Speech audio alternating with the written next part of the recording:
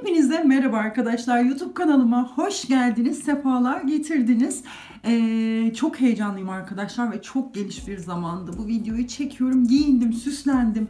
Ancak sade ve sadece sizlere bu videoyu çekebilmek için canlarım, ballarım, yeni bir video serisiyle ben aslında sizlere karşınızdayım. Sizlerin karşınızdayım. Arkadaşlar, şöyle söyleyebilirim sizlere. Bu benim uzun süredir aklımdaydı. Zaten ben bu kanalı açarken biliyorsunuz ki dizi, film, kitap, hani içimden ne gelirse, sevdiğim, hoşlandığım ne varsa sizlerle paylaşmaktı, yorumlamaktı sizlerle birlikte. Burada böyle hep birlikte konuşalım, tartışalım, yorumlarda konuşalım şeklinde bir kanaldı. Benim düşüncem o şekildeydi.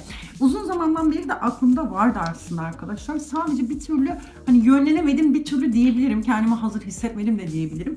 Hem böyle dizilere çok fazla daldık. Özellikle Yalı Çapkın'da biliyorsunuz son zamanlarda çok fazla daldık. Çok severek izliyorum çünkü. Her ne kadar bazı konularda yanlış bulsam da burada eleştirsek de hep birlikte. Hepimiz çok severek izlediğimiz bir diziydi. Gerçekten reytingleri çok tavanlı vesaire vesaire. Her ne kadar son zamanlarda aşırı düşüşler olsa da çok severek izlediğimiz bir diziydi ve dizilere çok fazla kendimizi kaptırmıştık ancak benim aklımda ve istediğim magazin de aynı şekilde burada sizlerle birlikte yorumlamak, tartışmak, ilgimizi, dikkatimizi çeken konularla ilgili konuşmak, tartışmak çok uzun süredir aklımdaydı ve sonunda dedim ki hadi Ecem, hadi Ecem ve şu anda kameranın açısını da değiştirdim fark ettiğiniz üzere arkadaşlar. Makyaj masamın üzerine koydum. Sürekli aynadan da kendime bakasım geliyor. Hatta şöyle tacımı bile nasıl taksam? Şöyle mi taksam? Şöyle tacımı bile takasım geldi. Nasıl, beğendiniz mi? Yakıştı mı arkadaşlar? Önde oldu mu? Yok, önde olmadı. Şöyle takayım saçlarımı, arkama alayım. Ben bu kamerayı buraya böyle çöreklenirsek arkadaşlar hem bir yandan aynaya bakarım. Rujum çıkmışken rujumu tazelerim falan. Nasıl oldu, beğendiniz mi? Bakayım yakından. Aa, güzel oldu sanki ya. Ben böyle arkadaşlar taçları alıyorum. Bak burada bir tane daha var. Taçları böyle alıyorum. Bir takıyorum, bir takmıyorum. Bir yakıştıramıyorum da kendim. Aa, bu daha güzel oldu ya. Bu da ne zaman oldu? Bayağı oldu aslında alalı ama hiç takmamıştım. Böyle devam edelim o zaman. Makyaj masamın önünde bu videoyu biz böyle çekersek arkadaşlar ben video esnasında böyle sürekli şekil değiştirebilirim yani. Her neyse şöyle bir magazin serisi yapayım dedim. Hani tutar tutmaz beğenir beğenmezsiniz. Hani bilemiyorum. Lütfen yorumlara yazın. Bu arada kanalımla yeni karşılaştıysanız eğer abone olursanız çok mutlu olurum. Abone ol kısmının yanındaki zili açarsanız da videolarımdan anında haberdar olabilirsiniz. Canlarım, ballarım diyorum. Girişi daha fazla uzatmıyorum efendim. Başlasın videomuz. Evet canlarım, şimdi öncelikle şu konuya bir değinmek istiyorum. Çok uzun zamandır çünkü aslında aklımdaydı ama bir türlü hani bir şey olmadı yani hani fazla dikkate almak istemedim aslında art niyetli bazı yorumları ama en son atılan bir yorum o kadar canımı sıktı ki çünkü işte sen şu kişinin tırnağının içindeki şu bile olamazsın şeklinde. Arkadaşlar kimse kimsenin hiçbir şeyine benzemek asla ama asla istemez. Çünkü hepimiz kendi alanımızda, kendi halimizle olabildiğimiz hani en iyisini kendimizin yapabileceğimiz en iyisini yapmaya çalışırız ve bu bir gelişimdir. Yani ben YouTube'a 2019 yılından beri bakın 2019 yılından beri yani 5 yıldan beri video çekiyorum. Bu kanal yaklaşık 1-1,5 yıldan beri var. Evet ancak yani hani şöyle kanıtıyla da birlikte bir önceki kanalıma zaten hani 100.000 abone plaketimi sağ olsun YouTube göndermişti. Orada cilt bakım, kendini geliştirme, cilt bakım işte zayıflama, beslenme üzerine içerikler üretiyordum ve bu konuda da hani gerçekten o kanalımda çok güzel devam ettiriyordum ancak yeni bir içerik birisi yani o kanalda biraz daha yüzümü göstermeden içerik üretiyordum. Burada sizinle birlikte sizinle daha da iyi tanışarak daha iyi içerikler üreterek hani sizi de daha iyi tanıyarak hani biraz daha samimi bir ortam oluşturmak istedim ve neyden hoşlanırsam, neyi seversem yorumlamak, sizlerle birlikte konuşmak, tartışmak vesaire istedim. Şimdi bir ilk video çekmeye karar verdiği zaman bu YouTube üzerindeki bütün Instagram, Facebook, ne bileyim hani bütün mecra mecralardaki tüm içerik üreticiler bir şey yapmaya karar verirse makyaj videosu atıyorum. Önce girer bakar kim makyaj videosu çekiyor, kim nasıl çekiyor. Hani bir yerde zaten herkes tükeniyor, kendini tekrar ediyor ya da birilerine bakıyor. Onun işte biri bir makyaj, bakın zaten şey nasıl oluyor, bir akım nasıl oluyor? Biri bir şey yapıyor. Sonra herkes onu yapmaya başlıyor. Kimisi çok iyi yapıyor. Çok başarılı yapıyor. Kimisi biraz daha orta yapıyor. Kimisi daha alt kademe yapıyor. Kötüsünü yapıyor ama herkes bir şey yapıyor değil mi? Yani bu YouTube tüm konular da böyle. Bu dizi yorum yaparsın aynı şekilde. Film yorum yaparsın aynı şekilde. Magazin yorumlarsın, ünlüleri yorumlarsın, fenomenleri yorumlarsın. Kendini göstererek bu şekilde çekersin ya da kendini çek göstermezsin. Mesela atıyorum dizi yorumu, işte Yalı Çapkını en çok şu anda yapılan zaten. Şimdi kimini böyle yüz yüze böyle benim gibi yorumlayan var. Kendi yüzünü hiç göstermeyen var. En çok izlenen var, en az izlenen var. Sadece kareler, fotoğraf karelerini paylaşıp alttan yorum sesle yapan var vesaire vesaire. Yani hani herkes bir şeyleri bir şekilde yapıyor. Herkes işte videoyu açarken nasıl açmış, nasıl kapamış, nasıl yorumlamış, nasıl şey yapmış yapıyor. Kimisi isteyerek bir kelimesi aklında kalıyor, istemeden de olsa onu söylüyor. Kimisi hiç söylemiyor. Hepiniz atıyorum videoyu açıyor. Merhaba arkadaşlar, YouTube kanalıma işte atıyorum. Hoş geldiniz diyor. Kimisi hoş geldiniz diyor. Kimisi canlarım diyor. Kimisi ciğerlerim diyor. Kimisi böbreğim diyor. Herkes bir şey diyor yani. Hani o yüzden ricam hani böyle aşırı kötü yorumlar yapmadan önce hani karşıdaki insanın da bir insan olduğunu hani kırmaya gerek yok, öyle söyleyeyim. Yani kalp kırmak zaten en büyük günahlardan biri, biliyorsunuz ki. Ya kimsenin kalbini kıramaz. Ya benim kalbim kırılmaz en fazla hani. Ama sinir bozar en fazla. Sinir bozucu olur. Ama böyle şeyler daha da fazla arkadaşlar kamçılıyor. Diyorsun ki yani ben elimden geleni yapacağım, daha da iyisini yapacağım, daha da güzelini, daha da farklısını, daha farklı konularda yapacağım, daha başka bir şekilde yapacağım diyorsun. Ya da yaptığın işe daha fazla tutunuyorsun. Hani böyle bir açıklama yapmak istedim. Ay vallahi yani gerçekten efendim zor, yani zor. Allah hepimizi art niyetli insanlardan korusun diyorum. Ve gündeme Sertab Erener'le giriş yapmak istiyorum. Harika değil miydi? Yani çocukluğuma döndüm arkadaşlar, gençliğime döndüm, 20 yıl öncesine döndüm, 15 yıl öncesine döndüm. Kaç yılında? 2003. 2000'li yıllara döndüm. 2000 yılların başlarına döndüm arkadaşlar. Ya bilmiyorum, Eurovision çok güzeldi, harikaydı. Sertab Erener tekrar oraya giderek hani bizi o kadar çok gururlandırdı ki yani bizi eskiye götürdü, o güzel yıllara götürdü. Yani biz ne güzel günler yaşamışız, ne güzel yıllar yaşamışız. Son yıllarda ne kadar çok kutuplaşmışız. İşte etkinlikler, müzik etkinlikleri, şarkı yarışmaları, festivaller, ne çok şeyden mahrum kalmışız ve hala kalıyoruz yani. O yüzden dileğim en kısa sürede Eurovision'a tekrardan katılmamız, tekrardan başarılar elde etmemiz. Yarı finalinde sahne aldı Sertab Erener. Bilmiyorum ya, böyle bir duygularım bir şey oldu yani, çok değişik bir kıpraştım, bilmiyorum. Şöyle tüylerim diken diken oldu arkadaşlar, tüylerim diken diken oldu. Yani umarım en kısa sürede tekrardan Eurovision'a katılırız diyorum. Çünkü o kadar çok ayrışma, kutuplaşma vesaire var ki bu tip aktiviteler, bu tip organizasyonlar, katılmak, bulunmak, hem ülkemizin ismini geçirmek gerçekten çok ama çok büyük bir reklam olduğunu düşünüyorum, PR olduğunu düşünüyorum. Hele ki oradan bir başarıyla gelmek çok daha büyük bir reklam olduğunu düşünüyorum. Bu sadece şey değil yani, hani hepimizin bir birlik olması açısından da değil, ülkemizin bir reklamı yani. Hani gelişim açısından da ben çok fazla şey kattığını düşünüyorum. Umarım nasıl söyleyeyim, birçok zaten ünlüler, sanatçılar çok fazla inşallah Eurovision'a katılma konusunda destekleyeceğini bu konuda hani söyledi. Umarım bir sonuç elde edebiliriz ve tekrardan Eurovision'da olabiliriz.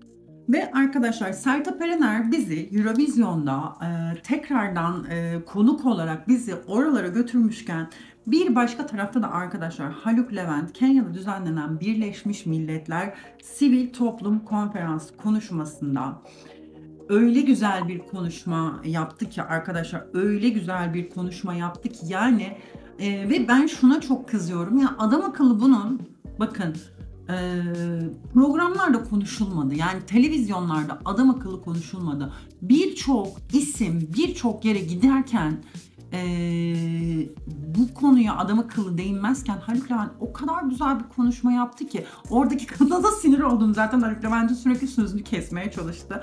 Yani öyle güzel konuştu ki bu herkesin başına gelebilir ve orada yüzlerce, binlerce çocuk ölüyor, yaşlı ölüyor, kadın ölüyor, genç ölüyor. Yani bilmiyorum, benim şurama dokunan bir konu. Burada konuşurken bile sizlerle birlikte yani bir tuhaf oluyorum. O sebepten dolayı Haluk Levent'i buradan kocaman öpüyorum. Alkışlıyorum, ayakta alkışlıyorum hatta şöyle bir şekilde. Gerçekten harika bir isim ya, sanatçılığıyla. Bilmiyorum ya, yani çok duygulandırıyor beni. Bu Covid zamanı kesinlikle yaptığı çalışmalarla, deprem zamanı kesinlikle yaptığı çalışmalarla bana biraz şeyi andırıyor arkadaşlar. Size de öyle geliyor mu bilmiyorum. Bakın Barış Akarsu'yu ben vefatı bu arada Rabbim yerinde dinlendirsin. Allah rahmet eylesin. O kadar çok seviyordum ki arkadaşlar. O kadar çok seviyordum ki vefat haberiyle birlikte ben o zamanlar zaten çok küçüktüm. Çok üzülmüştüm, çok ağlamıştım. Çok sevdiğim bir Yalancı Yarım'da oynuyordu sanırım o. Orada vefat. Hatta zaten Bodrum'da bir trafik kazasında vefat etti. Vefatından sonra bakın geçenlerde aklıma geldi. Röportajlarını falan böyle okudum. Bazen böyle eski sanatçıları falan sürekli şey yapmayı severim, yani araştırmayı severim. Adam yani binlerce konsere, bakın binlerce konser yapıyor, yüzlerce binlerce konser yapıyor ve gelirini neredeyse tamamını, ya bu çok az bir meblağ, yani hayatını kalanını hani geçindirecek şekilde kendine ayırıyor. Şu an konser sayısını tam hatırlamıyorum. Yanlış bir şey söylemek istemiyorum. Geri kalanının tamamını, burada bu oran neredeyse 3'te 2, yani öyle söyleyeyim size, belki daha bile fazla. Bağışlıyor arkadaşlar ihtiyacı olan vatandaşları. Bu o kadar büyük bir şey ki. Yani hele günümüzde, yani o zamana göre de çok büyük bir şey. Günümüzde de çok büyük bir şey. Çünkü para kazanmak için insanlar ne yapacağını şaşırmış durumda. Biliyorsunuz yasaklanan siteler de var. Neler neler var yani. İnsanlar para kazanmak için ne yapacağını şaşırdığı bir hayatta yaşarken, bir dönemde yaşarken Barış Akarsu'nun bu kadar büyük bağışlar yapması, yani bana Haluk Levent gerçekten biraz Barış Akarsu'yu hatırlattı diyebilirim. En son o Kenya'daki yaptığı konuşmayla birlikte kalbimdeki yeri bambaşka bir noktaya geldi. Onu da dediğim gibi buradan tekrardan alkışlıyorum arkadaşlar ve Cem Yılmaz'a geçmek istiyorum. Ya ben Cem Yılmaz'a çok ama çok haksızlık yapıldığını düşünüyorum ya. Siz ne düşünüyorsunuz? Hani bilmiyorum ama ben çok büyük bir sanatçı olduğunu düşünüyorum. Çok büyük fanıyım kesinlikle. Hasan Can Kaya ile bir tartışmaları oldu. Hasan Can'ı da bu arada çok severim. Aşırı derecede çok severim. Hani gereksiz buldum açıkçası. İşte biri bir laf söyledi, biri bir laf söyledi. Ama ünlüler dünyası biliyorsunuz sosyal medya platformları işte vesaire vesaire, yani bu tartışmayı 2 gün sonra da yan yana görebiliriz, yani görebileceğimizi düşünüyorum. İkisini de ayrı ayrı çok seviyorum. Cem Yılmaz zaten bir üstad, zaten ona artık hiçbir şey diyemiyoruz. Sahneyi terk etti diye bütün sosyal medya, bu böyle rahatsız etti böyle parçam. Bütün sosyal medya platformlarında sahneyi terk etti diye haber yapıldı. Bu yalan, yani açık konuşayım arkadaşlar. Sosyal medyanın şişirmesi vesaire vesaire. Sahneyi terk etmedi. Zaten kendisi bir açıklama yapmış. Birçok açıklamasını biliyorsunuz Instagram hesabından yapıyor Cem Yılmaz. İddiaları şu şekilde yanıt vermiş arkadaşlar. 2 kişi salonda taşkınlık yapmış. Şimdi şöyle bir salon düşünün. 1000 kişi var içeride. Sessizlik var ve bir kişi izleniyor. Espri yapıyor, herkes gülüyor. Sonra dinlemeye devam ediyor. Bakın bu tiyatrolarda da çok fazla oluyor arkadaşlar. Mesela tiyatroda orada işte oyuncu, sanatçı oynarken böyle pat diye arada sürekli alkış, bir gürültü, çok büyük kahkahalar falan. Şimdi her yerin bir adabı vardır. Oturmanın, kalkmanın, izlemenin, gülmenin, şarkıya eşlik etmenin vesaire vesaire. Hatta eski restoranlarda çıkan sanatçılar sahneye çıktığı zaman hani tabak, çanak, hani o yemek yeme esnasının olmasını bile istemezmiş. Çünkü dikkat dağıtıyor. Çünkü orada bir sanatını icra ediyor vesaire. Ya Cem Yılmaz orada 1000 kişiye tek başına sahnede yaparken sen orada işte taşkınlık yapamazsın. Yani yapamazsın. Ben burada kesinlikle Cem Yılmaz'ı sonuna kadar haklı buluyorum arkadaşlar. Siz ne dersiniz bilmiyorum.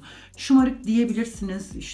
İşte büyüklük taslıyor diyebilirsiniz. Egosu falan diyebilirsiniz. Bilemem. Ama ben buna katılmıyorum. Hani siz ne düşünürsünüz bilmiyorum ama ben buna katılmıyorum. İki kişi taşkınlık yapıyor ve sonuç olarak o sanatçı orada etkilendiği zaman bu diğer işte 1000 kişi ise 998 kişiyi etkileyen bir durum olabiliyor ve orada Cem Yılmaz sahneden çıkıyor, o iki hanımefendi uyarılıyor, çıkartılıyor ya da salondan uyarıya karşılık zıtlaşıyorsalar eğer bir tartışmaya gidiyorsak onu çıkartılabilir yani orada insanlar sonuç olarak eğlenmeye gelmiş. Bu adam yüzlerce binlerce kere şov yapıyor yani bir onlara mı tanıma ne yapabilir ki inatlık yani. Her neyse taşkınlık yapan salondan işte iki hanımefendiydi sanırım. İki kişi çıkartılmış. Bence iyi de yapılmış yani. Zıtlaştıysalar ben iyi de yapıldığını düşünüyorum arkadaşlar. Kesinlikle ama kesinlikle deyip Kalben'e geçmek istiyorum. Kalben çok sevdiğim bir şarkıcı. Çok ama çok severim. Sahnesine gitmek bir türlü nasip olmadı. Çok iyi yani şarkıcı, yorumcu olduğunu düşünüyorum. Yasaklı madde kullandığından kaynaklı olarak bir gözaltına alınmış. Ve sonrasında bir yorum yapmış, bir açıklama yapmış. Yani ben şöyle diyebilirim bu konuyla ilgili arkadaşlar. Maalesef şu anda o kadar çok kişi kullanıyor ki yani Allah gençlerimizin yardımcısı olsun. O kadar çok kişi kullanıyor ki. Yani bu maddeyi şöyle söyleyeyim, maddeleri birçoğunu katayım size. Şöyle söyleyeyim. Kişinin zararı sadece kendisi hiçbir şey diyemem. Allah yardımcısı olsun, Allah kurtarsın derim. Kalbinin zararının sadece kendisine olduğunu düşünüyorum. Allah yardımcısı olsun diyorum. Bence çok çok iyi bir kadın. Açıklamasında da zaten güzel bir açıklama yapmış. Yani özür diyebileceği bir şey yok çünkü kimseye verdiği bir zarar yok zaten. Ve zaten direkt işte tutuk gözaltına alınıyor.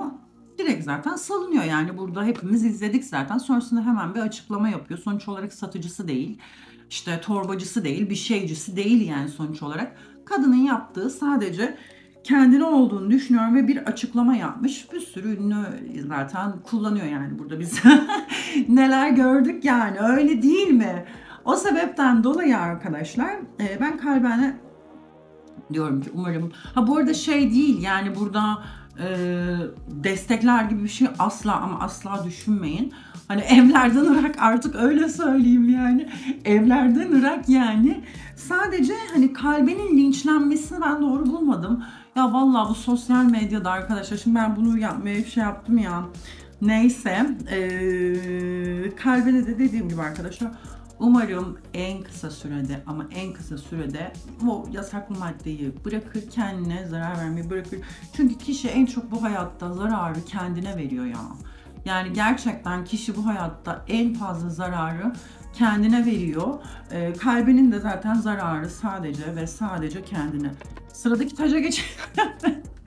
Dur bir daha şunu takayım aslında. Ben burada sürekli kendime bakaraktan. Ve arkadaşlar Kalben'den nereye geçelim? Geçelim ya. Bizim Afra ile Mert'in bizim seyferimize geçelim arkadaşlar. Afra Saracoğlu bir ödül aldı ve geceye Mert Ramazan Demir katılmadı. Aralarında sorun mu var şeklinde sosyal medyada bir şeyler okudum. Arkadaşlar aralarında şu anda sorun yok. Sorun olduğu zaten biliyorsunuz ki ama şu anda öyle bir sorun yok. Geceye Mert Ramazan Demir katılmadı arkadaşlar çünkü bir ödül almadı. Yaşı daha çok genç, harika bir oyuncu. Gerçekten yani ben Mert Ramazan Demir'in oyunculuğuna bayılıyorum. Afra'nın da oyunculuğuna bayılıyorum. Evet orada ödülü işte biri daha fazla bir puan almış olabilir, bir başkası almış olabilir ama sanırım bakın şöyle bir muhabbet var. Sanırım %100 kesin bilgi olmamakla birlikte sosyal medya üzerinden gördüğüm kadarıyla altını çizerek bunu söylüyorum çünkü yanlış itham edilmek istemiyorum. Yani bu konuyla ilgili zaten bu magazin yorumculuğu kısmına, magazin işte sohbeti kısmına öyle söyleyeyim. Girmeden önce en çok korktuğum şey çünkü bu şekilde bir şeyleri yalan yanlış bir haber bir yerde okumak ve ona desteklercesine yanlış bir yorum yapmak. O yüzden altını çizerek söylüyorum. Diziden başka bir arkadaşlar bir ödül alıyor en iyi oyuncu. Mert almıyor.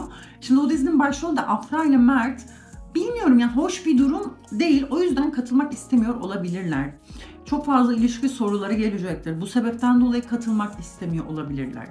Yani bunun birçok sebebi olabilir ama Mert Ramazan Demir'in hani Afra ile olan ilişkisinden kaynaklı olarak o gece katılmadığı o soruları arkadaşlar, o gece katıldığı takdirde Mert Ramazan Demir hani maruz kalacak. Ödül de yok. Mert'in orada aldığı ödül de yok. Ekipten başka bir ödül alıyor. Afra alıyor. Mert orada ödül almıyor. O yüzden katılmak istemeyebilir yani. Bu gayet normal. Bunun Afra ile olan ilişkisiyle ne alakası var aralarının bozuk olmasıyla? Araları bozuk olduğu için değil ama ilişki sorularını almak istememiş olabilir. Ekipten bir başka oyuncu ödül alıyor. Afra alıyor. Hani Mert şey demiş olabilir arkadaşlar. Benim yani niye işim var burada demiş olabilir yani. O sebepten dolayı hani ben onların ilişkisiyle alakalı, yani aralarının bozuk olduğuyla alakalı bir durum olduğunu canlarım kesinlikle ama kesinlikle düşünmüyorum ve bir diğer konumuza geçiyorum. Arkadaşlar, Hande Erçel ve Hakan Sabancı. Yani ben şu son zamanlarda Afra'yla Mert'ten sonra arkadaşlar benim, yani şöyle söyleyeyim size, gerçekten en çok yakıştırdığım çift diyebilirim. Sosyal medyada çok fazla konuşuluyor. İşte Sabancı ailesi Hande Erçel'i istemez. İşte oyunculuğu bırakması gerekir. Sonuç olarak bunlar veliaht, Sabancıların veliahtı vesaire vesaire vesaire. Ben arkadaşlar şöyle söyleyeyim size. Gerçekten birbirlerine aşık olduğunu düşünüyorum. Çünkü Hande'yi o kadar yüksek görüyorum ki, yani siz ne düşünüyorsunuz bilmiyorum ama bunun tam aksine işte Hakan Hande'yi kullanıyor, işte Hande Sabancılara girmek için, yok işte tamamen PR için, reklam ilişki vesaire vesaire. Ben kesinlikle öyle olduğunu düşünmüyorum. Çünkü arkadaşlar yani sürekli birlikteler.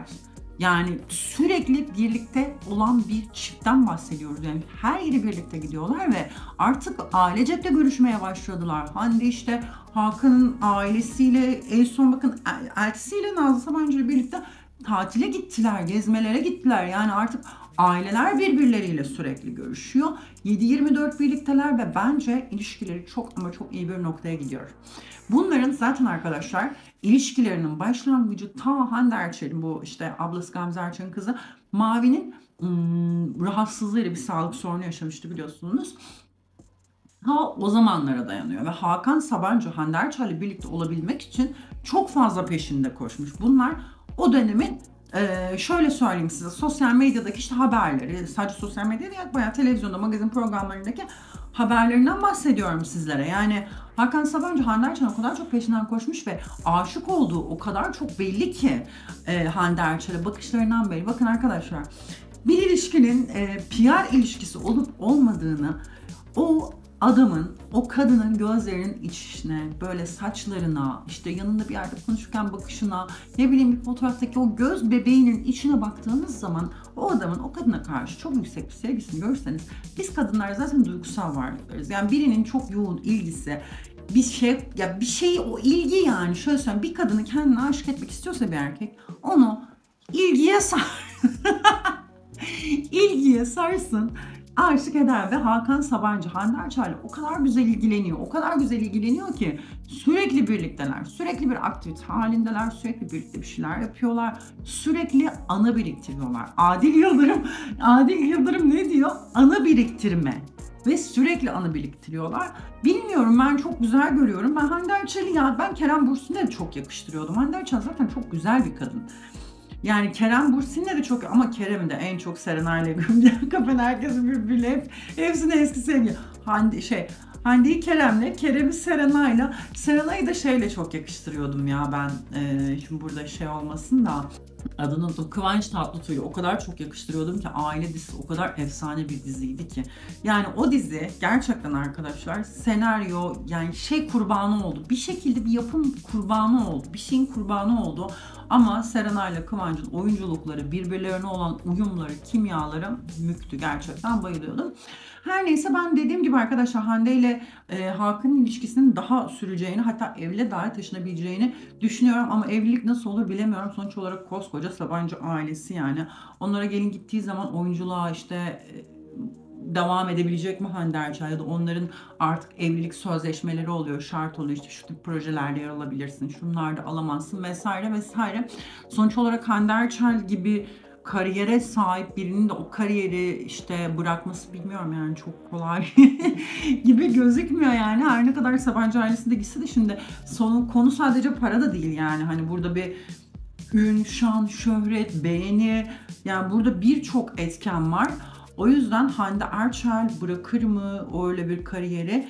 Ya karşı taraf bırakmasını ister mi? İster. Yani Sabancılar tabii ki de ister. Ama tamamen bırakmasa bile belli koşullar olabilir. Onlar koşulsunca ondan koşulsunacak. Öyle olduğu zaman da bunların ilişkileri zedelenebilir mi bilemiyorum. Ama sonuç olarak bir ilişkiye başlamadan önce herkes arkadaşlar şeyini, hani artısını, eksisini, geleceğini vesairesini kimse bilsin diye bir ilişkiye başlamaz neticede. Bilemiyorum ama ben onların hani ilişkileri evliliğe dayanır gibime geliyor. Şimdi ben bunu söylüyorum, yarın ayrılık haberi olurmuş. Zannetmiyorum, bence ilişkiye çok daha iyi noktalara geliyor. 2 elti tatile gitmişler ya. Bu ne kadar önemli bir şey yani. Hande'nin, yani Sabancı ailesine yavaş yavaş böyle bir artık Nazlı Sabancı'yla dahi tatile gitmesiyle birlikte artık yavaş yavaş aileyle vakit geçiriyor. Birlikte aktiviteler yapıyor. Nereye tatile? Lizbon'a tatile gitmiş arkadaşlar. Yani yurt dışına tatile gidiyor eltisiyle birlikte. Yani artık baya eltiler. Sosyal medya takiplerine gelmek istiyorum. Sosyal medya takibi. Şimdi şöyle bir şey arkadaşlar. Aile takiben Hande'yi şu anda almaz. Yani kesinlikle almaz. Neden? Çünkü bu tip ailelerde hani bir resmi nikah olması lazım. Yani çünkü bitme ihtimali olan bir ilişki olarak görüyor olabilir ama bu kesinlikle Hande'yi asla istemiyor anlamına gelebilir. Ama şöyle söyleyebilirim arkadaşlar. Ben bu ilişkinin kesinlikle PR ilişkisi vesaire olduğunu düşünmüyorum. Çünkü yani bana geçiyor ya o ilişki. Yani bana geçiyor.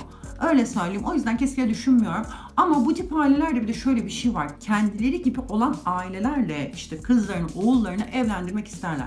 Ama ya bu bilmiyorum yani, doğruluğunu bilemem çünkü hiçbir zaman öyle bir ailenin içerisinde burada hani bilemediğim için yani ne kadar doğru ne kadar yanlış bilemiyorum ama koskoca Sabancı, yani bunlar, bu aile yüz binlerce kişiye işte maaş ödeyen, sigorta yapan, ülkeye çok büyük katkısı olan, ülkeye yön veren bir aile. Yani o sebepten dolayı arkadaşlar